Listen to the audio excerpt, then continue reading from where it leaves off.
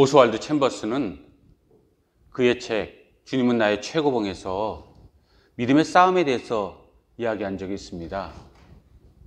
그리고 그는 그 안에서 단언하기를, 또 그 안에서 우리에게 충고하기를, 믿음은 우리 가운데 가장 중요한 것이지만 우리의 믿음이라 할지라도 죽이는 믿음이 있고 살리는 믿음이 있다라는 것입니다.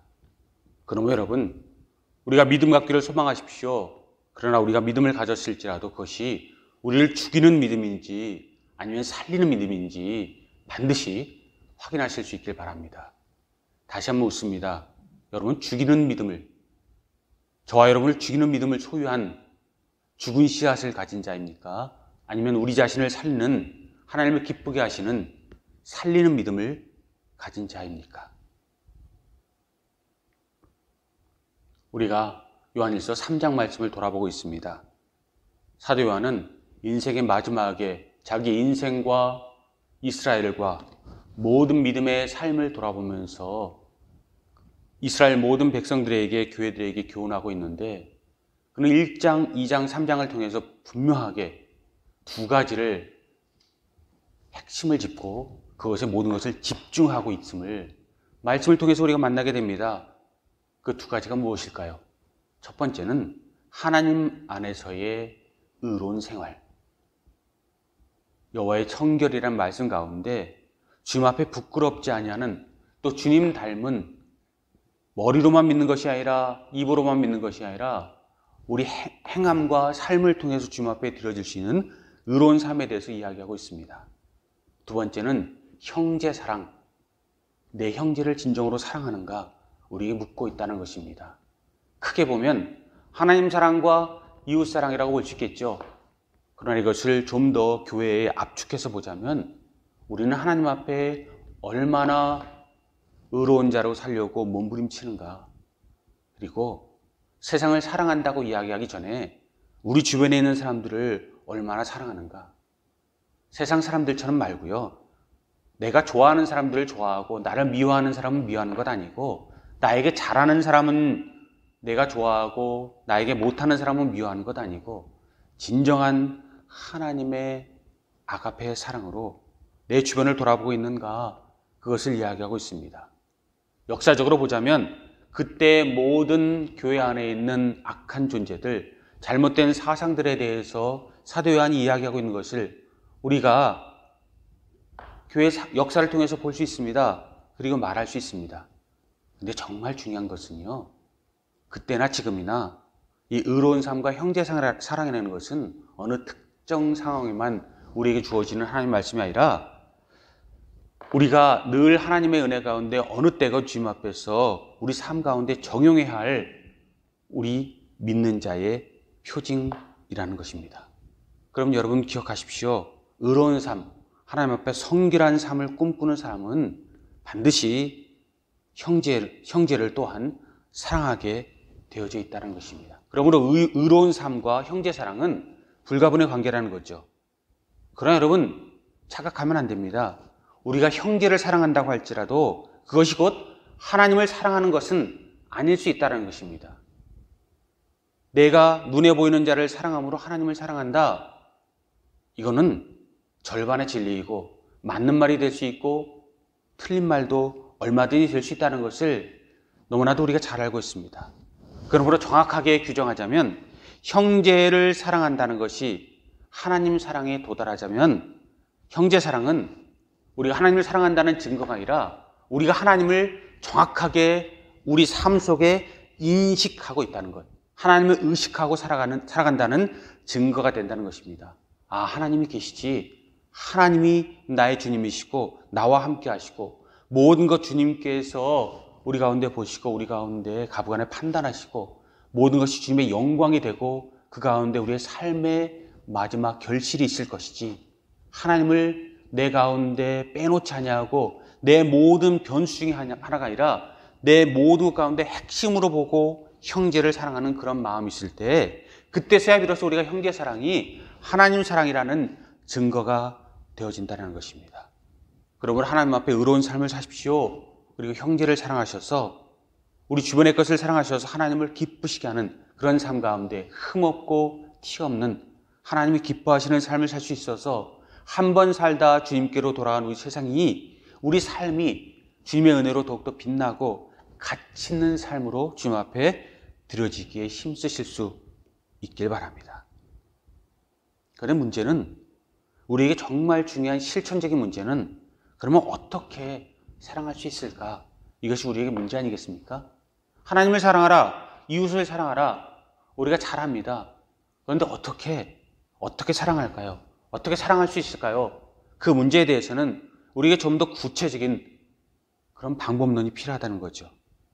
오늘 성경 말씀 12절 말씀을 보면 우리 가운데 한 가지 교훈을 주고 있습니다. 그런데 긍정적인 교훈이 아니라 부정적인 교훈, 네거티브 모델로 한 사람의 이름을 우리에게 다시 한번 기억하게 하고 있습니다. 그것은 바로 가인입니다. 가인이 누구입니까? 창세기 4장 2절부터 7절에 나오는 이 자기 동생을 자기보다 하나님이 더 기뻐했다라는, 자기 동생의 제사는 하나님이 기뻐 받으시고 자기의 제사는 받지 않았다라는 그 질투심에 사로잡혀서 맏아들이었던 그가 그의 동생을 들로 유인해서 죽인 끔찍한 인류 최초의 살인 사건에, 그리고 사탄의 가장 첫 번째 도구로 쓰임받은 자가, 용서받을 수 없는 죄 가운데 거한 자가 바로 가인이라는 것입니다. 그럼 우리가 진정으로 어떻게 사랑할 수 있을까? 이것을 돌려 말하면, 아니 직설적으로 말해도, 그리고 우리 가운데 천명할 때 한 가지 구호를 만들자면 가인처럼 살지 말자, 이것이 우리의 교훈이 되어야 한다는 것이고요. 사도 요한이 하나님 말씀을 통해서 우리에게 주는 진정한 교훈입니다. 그러면 그가 왜 우리가 따르지 말아야 할, 우리에게 세상 앞에 하나님 앞에 버려진 그러한 네거티브한 그러한 존재일까요? 이 말씀 가운데 그의 모든 삶과 그가 우리 가운데 죄악의 상징이 되고 사탄의 도구가 되었다는 것은 그에게 세 가지가 결여되어 있기 때문입니다. 첫 번째는요, 그는 진실을 모르는 사랑이었다는 것입니다.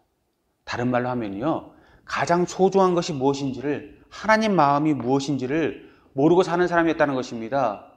하나님이 누구십니까? 우리를 사랑하시고 끝까지 사랑하시고 에덴을 지으시고 우리가 영생토록 동고동락하려고 우리 함께 하였지만, 아담과 하와의 범죄 때문에 어쩔 수 없이 우리를 세상에 보낼지라도 가죽옷으로 우리에게 입히시고 우리를 낮에와 밤의 달이 우리를 해하지 못하도록 우리를 지켜주시고, 그분이 우리에게 기억하고 준비하시는 것은 영생, 이 세상에서의 100년, 1000년의 삶을 넘어선 영원한 생명과 그분과 함께 기뻐함이고, 그분의 잔치로 우리를 다시 초대해서 우리 삶이 처음 지음처럼 빛나는 존재로 돌아오게 하시는 것이 그분의 뜻이고 우리를 향한 주님의 예정과 섭리라는 것입니다.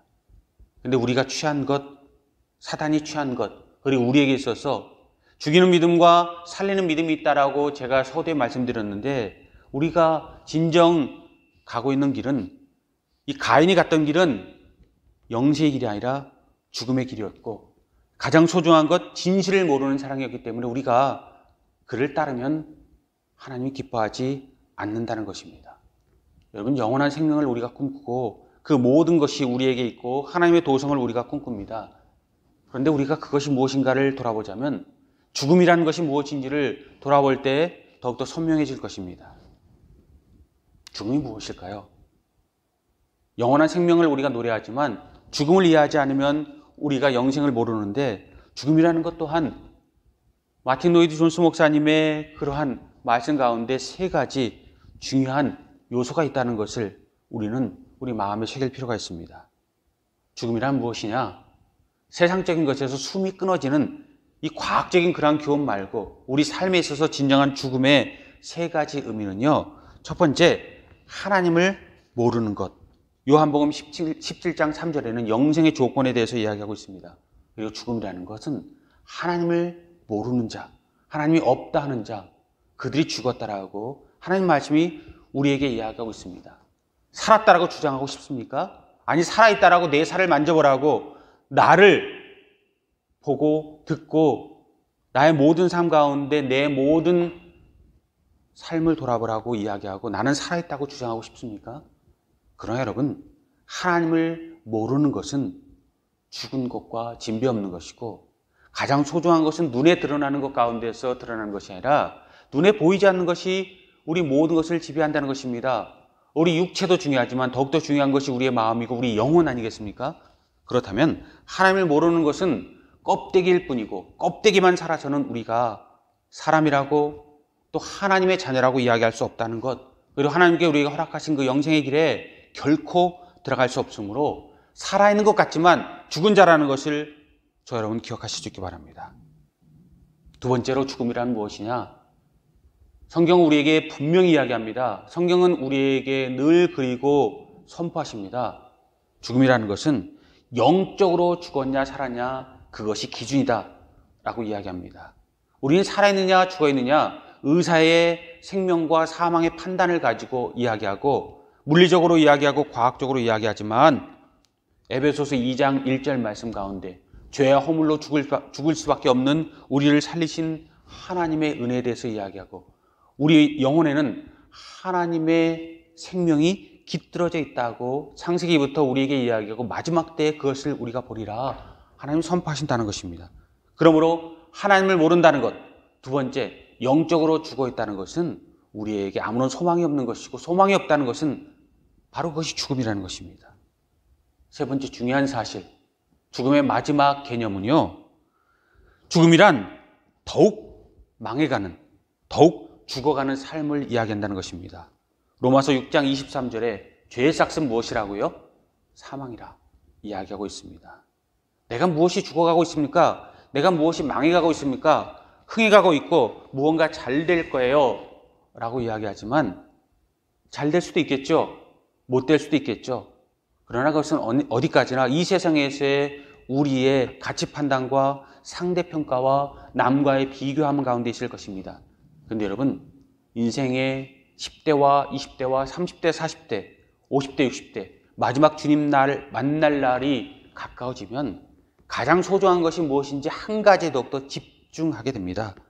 그리고 우리가 더욱더 망해가는, 죽어가는 삶을 살고 있다면 우리는 더 이상 살아도 산 것이 아니고 우리 인생 가운데 가치를 느끼지 못하고 내가 인생 살면서 무엇을 했지? 안개 같은, 초계 같은 삶 가운데 나는 결국 태어나서 무덤을 향해서 달려가는 그런 사람, 헛된 것을 부여잡고 바람같이 살다가 아침 안개처럼 사라지는 그러한 사람, 우리가 그것을 이야기하게 될 것이라는 것입니다. 그러면 여러분, 가인이 우리에게 주는 교훈은 가장 소중한 것을 잃지 말고 가장 소중한 것 가운데 우리가 어떤 것을 우리에게 가장 소중한 그분인 하나님께 드리고 있는가 돌아보는 것이고, 살아있는가 죽어있는가 진정 내 겉사람이 아니라 속사람으로 평가하는 것입니다. 두 번째, 가인이 우리에게 가지 말아야 될 길에 대한 그러한 제시와 교훈은요, 영적인 전투를 준비하지 않으면 우리에게 있어서 모든 것이 일시에 무너질 수 있다는 것입니다. 사랑의 진정한 장애물은 내 자신이라고, 내 의지라고, 다른 사람이라고, 환경이라고 이야기하지만 성경은 늘 똑같은 것을 보아도 더 깊은 의미를 우리에게 이야기하고 우리의 가장 큰 원수는 사탄이고 그 사탄과의 싸움에서 우리가 이겨야 되고 사탄의 마지막 무기인 죽음의 문제와 직면해서도 우리가 이길 수 있는 그런 영적 전투를, 그래서 시작과 중간과 과정이 주님 앞에서 부끄럽지 않냐도록 미리 준비하여서 이길 준비를 해서 이기려고 싸우는 것이 아니라 이긴 싸움을 다시 한번 돌아보게 하시는 것이 주님의 뜻이고, 가인은 그렇지 못했기 때문에 우리가 본받지 말아야 할, 우리에게 교훈이 되지 못하는 그런 네거티브 모델이 되어지고 있다는 것입니다. 그리고 가장 중요한 것은요, 가인에게 있어서 실패의 가장 큰 원인 한 가지만 딱 택하자면요, 그가 사랑이 없었다는 것이 아닙니다. 그 또한 하나님을 사랑했던 것을 볼 수가 있습니다. 왜냐고요? 창세기 4장을 보면 그 동생 아벨과 더불어서 그도 하나님 앞에 제사하고 신약 성경의 이야기를 하면 예배하고 있지 않습니까? 그런데 아벨의 것은 받아들이고 가인의 것은 받아들이지 않아서 그가 분노했던 것이지, 아예 하나님을 무시하고 살아서 그가 하나님 앞에 칭찬받지 못했던 것은 아닙니다. 그런데 무엇이 결정적인 문제였을까? 그리고 하나님이 아벨의 제사를 받고 가인의 제사를 받지 아니하고 분내하는 가인에게 한 번 더 기회를 주시고 그의 마음을 돌아보게 하십니다. 내가 무엇 때문에 분노하느냐? 무엇 때문에 너의 모든 삶 가운데 나를 원망하느냐? 아벨의 제사는 받고 너의 제사는 받지 않았다고 해서 네가 그것 가지고 나를 힐난하고 이 모든 삶 가운데 내 모든 것을 평가하느냐? 제발 그러지 말아라. 하나님은 그에게 기회를 주셨다라고 저는 믿습니다.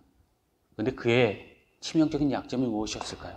그 이야기를 들었음에도 불구하고 그 얘기가 없었어도 문제지만 그 이야기가 있었음에도 불구하고 그 이후에 그가 그의 아우를 불러서 밑에 관주 말씀 보면 그의 아들을 들로 불러내서 아무도 없는 것으로 불러내서 그를 죽였다라고 이야기하고 성경이 그러므로 그를 결코 잘했다 칭찬하지 않고 있다는 것입니다. 핵심은 이것입니다. 그가 사랑이 없었던 것이 아니라 그가 사랑이 있었지만 자기 중심적인 사랑이었기 때문에 그는 결코 하나님 앞에 칭찬받지 못하는 그런 삶이었고 믿음이었습니다. 그래서 저는 감히 단언합니다. 이번 기회를 통해서 창세기 4장에서 아벨과의 제사를 통해서 그가 설령 범죄하지 않았을지라도 그는 다른 기회가 왔다면 분명히 같은 결과를 낳아서 버린 자가 되었을 것이라는 것을 저는 믿습니다. 우리도 마찬가지 아닙니까?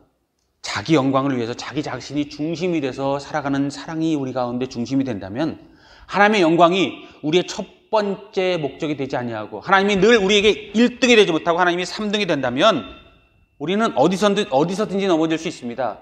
큰 것을 만나서 넘어진다고요? 감당치 못하는 것을 만나서 넘어진다고요? 그렇겠죠. 그러나 재수 없는 사람은 접시물에 엎어져도 최악의 그런 결과를 얻는 것처럼 사소한 일에도 늘 우리가 중심일 때 하나님 중심이 아니라 하나님의 영광이 중심이 아니라 우리 자신이 중심일 때는 우리는 무너질 수밖에 없다는 것이고 그래서 가인은 우리가 따르지 말아야 할 치명적인 그 부끄러운 이름으로 죽을 때까지 우리와 세상에 교훈해 있고 사도 요한이 그것으로 우리에게 교훈하고 있다는 것입니다. 그럼 여러분 어떻게 사랑할까? 하나님이 형제를 사랑하라고 이야기했고 형제를 사랑한다는 것은 하나님을 기뻐하고 하나님을 의식하고 인식하고 산다라는 증거가 될 수 있다고 말씀드렸는데 어떻게 살아갈 수 있을까? 그것을 다 바라본다면 우리가 가야 할 성숙한 삶, 지난주에 제가 말씀드린 것처럼 은혜 안에 성장하는 삶, 제대로 성장하는 삶을 지속하기 위해서는 우리가 세 가지를 기억하고 그 길로 가서 하나님 앞에 영광 돌릴 수 있기 바랍니다. 그리고 첫 번째 다시 한번 가인과 또 신약에 나오는 저는 마르다를 기억했으면 좋겠습니다. 가인과 아벨이 창세기 4장에 나오고 누가복음 10장을 보면 마르다와 마리아가 나옵니다. 구약에는 형제들이죠. 신약에는 자매들이죠. 그리고 분명히 한 사람은 성공했고 한 사람은 실패했고 한 사람은 칭찬받았고 한 사람은 그렇지 못했다는 것을 성경이 분명하게 이야기하고 있습니다. 형제가 되었건 자매가 되었건 중요한 것이 무엇일까? 우리에게 이야기하는 하나님의 말씀은 같다고 생각합니다. 그런 의미에서 저는 가인의 교훈과 마르다의 교훈은 닮은꼴 교훈이라고 저는 믿습니다. 왜 닮은꼴 교훈이고 우리에게 있어서 나아갈까를 분명히 아는가? 두 교훈은요, 우리에게 분명히 똑같은 것을 이야기하고 있기 때문입니다. 가인과 마르다의 실패 가운데서 우리가 배울 수 있는 오히려 반대의 긍정적인 교훈은 우리에게 있어서 첫 번째 가장 중요한 것이 무엇일까? 그것은 가장 중요한 것을 잊지 말아라 라는 하나님의 말씀입니다. 무엇이 가장 소중한가? 아담과 하와가 선악과를 따먹고 무화과 나무 뒤에 숨었을 때 아담아 내가 어디 있느냐? 주님께서 물으시는 음성을 저는 말씀을 준비하면서 아담아 너에게서 무엇이 가장 소중하니? 라는 그러한 말씀으로 하나님 말씀이 우리에게 오늘도 이야기되고 있는 것은 아닌가 생각해 봅니다. 그렇습니다. 가인의 모든 죄악과 이 하나님 앞에서 서지 못했던 그의 잘못과 그의 동생 아벨을 죽인 모든 것과 또 예수님을 대접하기 위해서 부엌에서 혼자 바빴고 주님 앞에서 하나님 말씀을 들었던 그의 동생 마리아를 질투했던 마르다의 교훈 가운데서 가장 중요한 것을 잊고 사는 것이 우리에게 얼마나 치명적인지를 이야기하고 있다는 것입니다. 그러므로 여러분, 여러 가지 하나님 앞에 남기려고 할 것이 아니라 한 가지를 남기더라도 가장 중요한 것을 하나님 앞에 남기는 사람 되시기 바랍니다. 그리고 가장 중요한 것을 잊지 아니하는, 쓸데없는 것을 쫓아다니다가 가장 중요한 것을 잊어버려서 마지막 때에 아무것도 아닌 그런 삶이 되지 않기를 주님의 이름으로 축복합니다. 그리고 우리가 두 번째 나아가야 할 길, 주님께서 우리에게 가인의 교훈을 통해서 이야기한 그 길의 두 번째는요, 세상에서 가장 안타까운 일이 무엇인가 주님께서 우리에게 묻는다라고 저는 믿습니다. 세상에서 가장 안타까운 일, 안타까운 실패가 뭘까요? 사람들은 처음부터 믿지 않고 하나님과 별개의 삶을 살다가 죽은 사람들, 하나님을 알지도 못하고 제멋대로 살다가 제멋대로 버려진 사람들이라고 이야기할 수 있을지 모르겠습니다. 때때로 우리가 그렇게도 이야기합니다. 그리고 그렇다라고 긍정할 수 있을 것입니다. 그러나 여러분, 성경이 분명히 우리에게 이야기하고 있는 것, 태초부터 하나님 뜻대로 나아가지 않은 사람들을 그대로 버려둔 것에 하나님은 큰 관심을 두지 않습니다. 하나님의 관심이 모든 열방 가운데 있지만 이스라엘에게 집중되어진 것처럼 하나님의 사람들을 하나님은 더욱더 소중하게 여기고 자녀들을 돌보고 자녀들의 삶 가운데 하나님께서 관여하고 그 모든 삶 가운데 성령의 열매가 맺히길 바라고 있다는 것이죠. 그런데 가장 안타까운 사람이 누구입니까? 처음부터 실패한 사람이 아니라 저는 마지막 때에 넘어진 사람이라고 믿습니다. 처음과 과정도 아니고 가장 중요한 마지막 순간에 넘어진 것, 그래서 가장 소중한 것을 얻지 못한 것, 결승점이 바로 코앞인데 바로 1m 앞에 결승점을 앞두고 넘어져서 금, 은, 동메달을 놓친 사람들, 그 사람들이 가장 안타까운 실패라고 저는 믿습니다. 그런 의미에서 가인과 마르다는 마지막에 실패한 사람들이라고 저는 감히 이야기 드리고 싶습니다. 예배 드렸지만 마지막까지 기회를 줬지만 가인은 마지막 기회까지 놓쳐버린, 마지막에 실패해서 천국문에 들어가지 못한 사람, 마르다도 그 가장 귀한 예수 그리스도의 말씀을 듣기 원하는 마리아를 질투해서 같이 음식을 준비하고 같이 듣자고 이야기하지만 주님께서 마르다와 마리아와 이 세상에서 보고 싶었던 것은 하나님 말씀 가운데 반응하는 우리의 모습이었지 그 이 세상에서의 만난 음식이 아니었다는 것을 잊어버리는 그러한 가운데 마지막에 넘어져서 부끄러운 그러한 대상이 되고 모델이 되는 가장 안타까운 실패, 사람들이 가장 기억하는 최악의 사람이 되지 않냐는 그런 사람으로 우리가 하나님 앞에 드려주시기 바랍니다. 그러면 여러분, 우리에게 늘 기회가 없다고 이야기하지만 하나님의 사람들이라면 우리에게 늘 기회가 있습니다. 그러므로 우리에게 기회가 올 때 기회를 꼭 잡으십시오. 우리에게 있어서 가장 소중한 것을 주실 때 소중한 것 가운데 승리하십시오. 그러나 여러분, 기회를 잡았다고 해도 한 가지 더 기억하십시오. 기회를 우리가 잡았다고 할지라도 그래도 우리에게 두 가지 길이 있다는 것입니다. 기회가 있느냐 없느냐 이야기하지만 기회가 우리에게 잡아서 우리에게 하나님 앞에 우리가 섰을지라도 하나님 말씀을 가만 보면 하나님께 주신 은혜를 선용하는 사람, 그리고 반대로 악용하는 사람이 있다는 것입니다. 기회를 선용하십시오. 악용하지 않으시기 바랍니다. 가장 소중한 가치를 추구하고 사십니까? 그러면 하나님께서 우리에게 기회를 주실 것입니다. 은혜를 주실 것입니다. 만날 만한 때를 주시고 우리 가운데 하나님께서 충만케 하실 것입니다. 그러나 그것을 우리에게 주셨다고 할지라도 마지막에 선용하여서 하나님 앞에 드리는 사람이 있는가 하면 오히려 받지 않음이 더욱더 나을 정도로 악용해서 더 깊은 수렁에 빠지는 사람이 있습니다.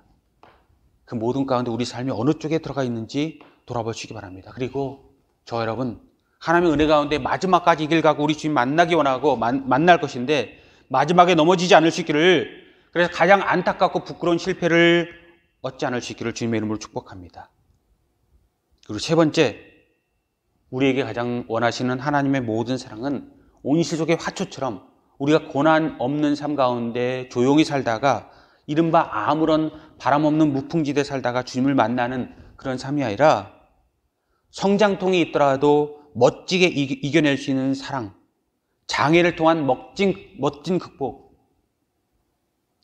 인내와 시련과 우리 가운데 아픔과 다툼과 싸움이 있고 또 우리 가운데 이 여러 가지 연단이 있을지라도 그 모든 것을 멋지게 이겨내고 하나님 앞에 성장통이 있을지라도 멋지게 이겨내서 사춘기를 이겨내고 어른이 되는 어린아이들처럼 진실한 고백과 그 고백에 따르는 실천으로 하나님 앞에 멋지게 드려질 수 있는 진정한 스토리가 있는 그러한 사랑으로 하나님 앞에 드려져서 하나님 앞에 제대로 성장된 모습, 제대로 나이만 먹은 노인이 아니라 제대로 어른이 된 모습, 제대로 충성한 믿음의 분량에 도달한 모습, 제대로 성숙한 모습. 그래서 가인의 교훈이 우리의 발목을 잡지 않고 오히려 가인을 보았을 때 우리가 정신을 차리고 영적, 육적 싸움에서 하나님 앞에 나아가고 가장 소중한 것을 잡아서 승리를 선포할 수 있기를 바랍니다.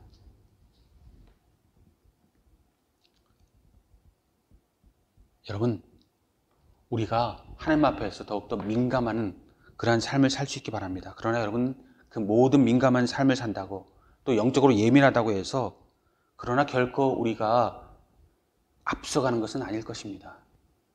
누구보다도 성령에 대해서 깊이 알 수 있습니다. 성령의 모든 바람에 대해서 예민하고 성령의 모든 계시에 대해서 우리가 누구보다도 확실하게 첫 번째로 받을 수 있습니다.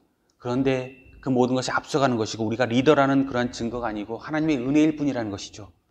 그리고 안다고 예민하다고 이기는 것도 아니고 우리 이김을 마지막 결승점에 둔다면 이것은 그냥 과정일 뿐이고 아무것도 아니고 우리가 결과를 보고 이겼다 졌다라고 칭찬할 때 하나님 그 모든 과정 하나하나에서 하나하나 이기고 스텝 바이 스텝으로 올라가는 모든 것 가운데에서 하나님 우리를 바라보시고 우리 가치를 날마다 새롭게 평가할 것이라는 것입니다. 그러면 여러분, 하나님에 대해서 제대로 안다면, 성령님에 대해서 제대로 예민하다면 우리가 그 삶에 진정으로 합당한 삶을 살고 있는가? 세상이 아니라 내 자신이 아니라 하나님을 의식하는 것이 우리에게 중요하다고 말씀드렸는데 하나님 앞에 진정으로 내 모습을 증명하면서 살아갈 수 있기 바랍니다.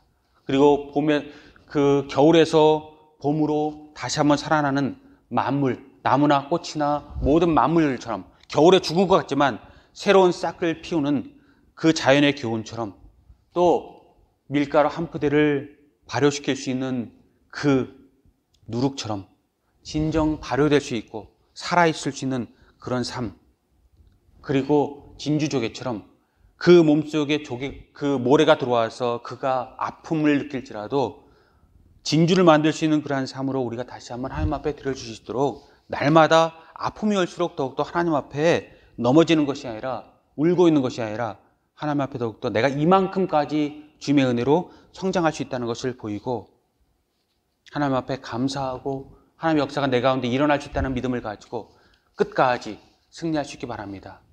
사탄이 울부짖으며 마지막 이 세상의 모든 것을 흔들고 있는 세대에, 바람 부는 세대에 영적인 혼란기에 우리가 살고 있는 것 같습니다. 그때 더욱더 우리가 정신을 차리고 사단에게 우리의 마음을 빼앗기지 아니하고 세상에 우리에게 마음을 빼앗기지 아니하고 하나님 앞에 영광 누리는 그 역사 가운데 승리의 핵심을 보이고 여리고를 무너뜨리고 홍해가 갈라지고 요단강이 갈라지는 역사 가운데 자신보다는 주님이, 형제보다는 십자가가, 우리보다는 하나님이 더욱더 소중해서 그 모든 것이 하나님 앞에 우리의 무게가 돼서 하나님의 생명의 면류관이 될 수 있기 바랍니다.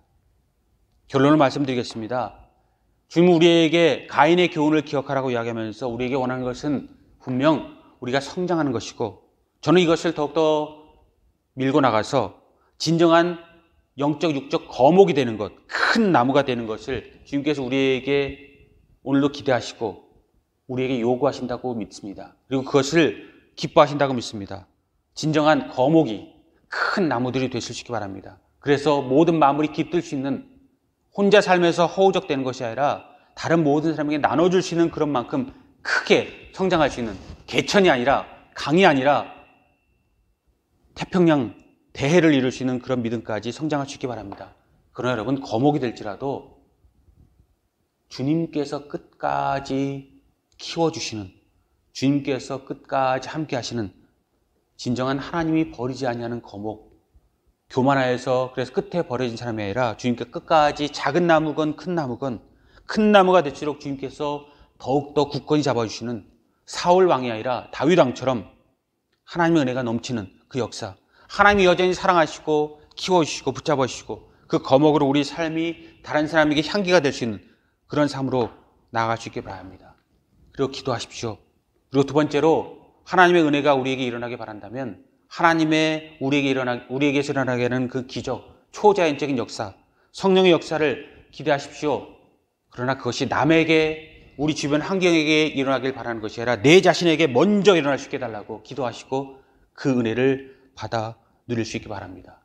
하나님의 은혜가, 하나님의 우리가 이른바 사람들이 말하는 미라클, 기적이 우리 자신에게 일어나서 우리 가정을 돕고 우리 교회를 돕고 세상을 돕는 그 역사가 성전에서 흐르는 물이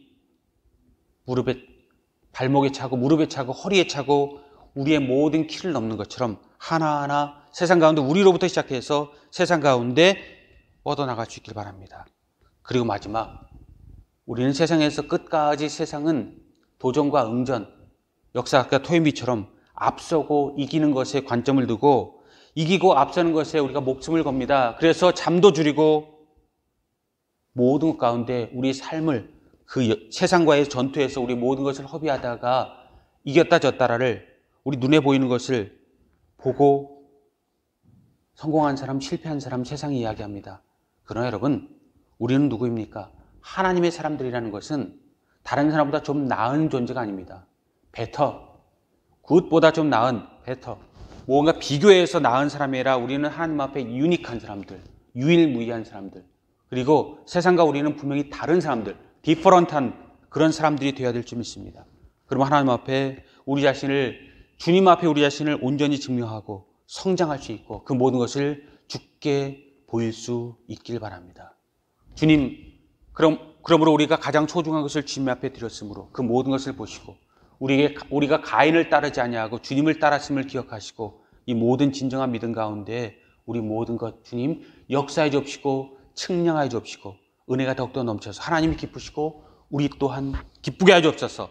그 은혜로 나아가서 앞서는 것이 아니라 이기는 것이 아니라 하나님 앞에 증명되어지고 성장되어지고 가장 100년 가운데 빛나다가 없어지는 존재가 아니라 천년 만년 주님 앞에서 주님의 나라 가운데서 끝까지 빛날 수 있는, 주님의 나라에는 태양이 필요 없는 것이 하나님의 얼굴의 광채 때문에 태양이 필요 없는 것처럼 그 광채를 조금이라도 닮았던 모세가 그 광채로 얼굴을 두건으로 가렸던 것처럼 우리도 주님의 모든 광채로 빛날 수 있기를, 그 은혜가 우리의 능력이 되고 힘이 되고 지금 당면한 우리 모든 것들의 해결의 열쇠가 될 수 있기를, 그 모든 승리가, 우리의 선포가 우리 자신에게 증명되어지고 적들을 두렵게 하고 사탄을 두렵게 하고 하나님의 역사가 일어날 수 있기를, 그러므로 우리 모든 삶 가운데 주님의 음성이 우리를 통해서 우리가 울림통이 되어지고 우리가 수도관이 되어서 우리를 통해서 주님의 모든 역사가 이루어질 수 있기를 주님의 이름으로 축복합니다.